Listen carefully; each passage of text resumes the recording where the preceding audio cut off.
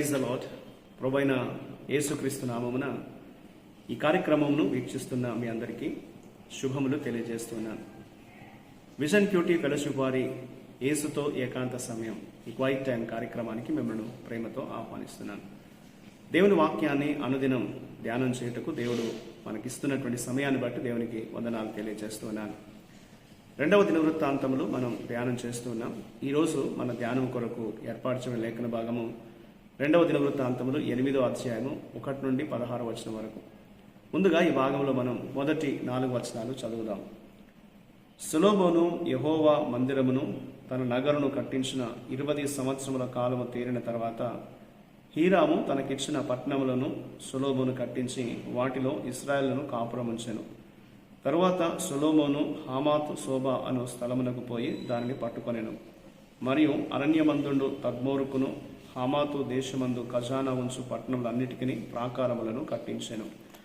ఈనాటి లేఖన భాగం ఆధారంగా మనం ఏర్పాటు చేసుకున్న అంశం ఏదనగా సొలొమోను యొక్క విజయాలు, సొలొమోన్స్ అకంప్లిష్మెంట్స్. నేటి వాక్య భాగమును మనం చదివిన తర్వాత ఇందులో ఉన్నటువంటి సారాంశం మనం గ్రహించినట్లయితే, ఆలయము మరియు రాజభవనాన్ని నిర్మించడం పూర్తి చేసిన తర్వాత సొలొమోను హీరాము తిరస్కరించినటువంటి బంజరు భూమిపై ఒక నగరాన్ని నిర్మించాడు. నిర్మాణానికి అవసరమైనటువంటి పనులు చేయడానికి అతను ఇతర విదేశీయులను బానిసలుగా ఉపయోగించుకున్నాడు. దేవుని వాక్య ప్రకారము ఇశ్రాయేలు ఒకరినొకరు బానిసలుగా చేసుకోకూడదు. లేవ్యాకాండము 25, 39, 46 వచనాల్లో మనం ఈ విషయాన్ని స్పష్టంగా చదువుతూ ఉన్నాం.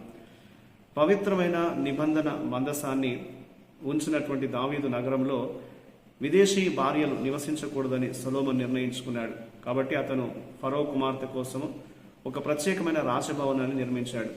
దేవుడు మోషేకి ఇచ్చినటువంటి ఆరాధన సూచనలను, అలాగే దావీదు స్థాపించినటువంటి ఆలయ నియమాలను అనుసరించి సొలొమోను దేవుణ్ణి శ్రద్ధగా ఆరాధించాడు మరియు ఆలయాన్ని క్రమ పద్ధతిలో నిర్వహించినట్లుగా ఈనాటి లేఖన భాగం మనకు తెలియజేస్తోంది.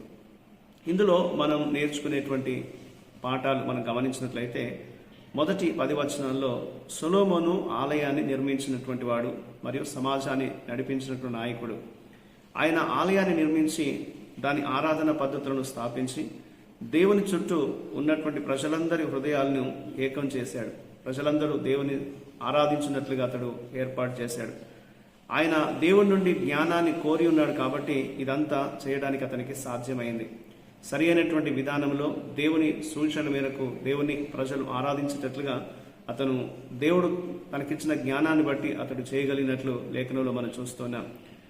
అదే రీతిగా ఈనాడు మన సంఘాల్లో కూడా ప్రజలకు సేవ చేయడానికి అంకిత భావంతో దేవుని జ్ఞానాన్ని మరియు బలాన్ని కోరుకునే నాయకులు మనం కావాలని మనం ప్రార్థన చేయాలి.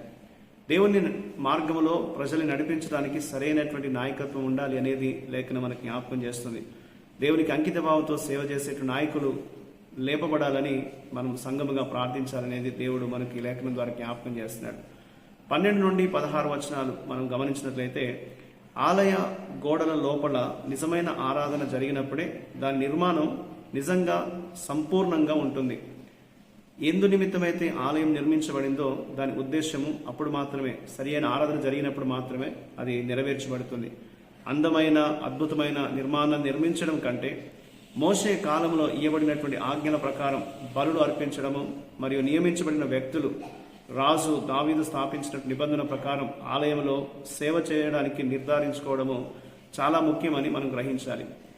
నేడు సంఘము వాక్య ప్రకారంగా ఆరాధించడానికి, ఒకరినొకరు క్రమబద్ధంగా మరియు నమ్మకంగా సేవ చేయడానికి పిలువబడిందనే విషయాన్ని, ఆ గొప్ప సత్యాన్ని గ్రహించాలనేది దేవుడు మనకి లేఖనం ద్వారా జ్ఞాపకం చేస్తున్నాడు.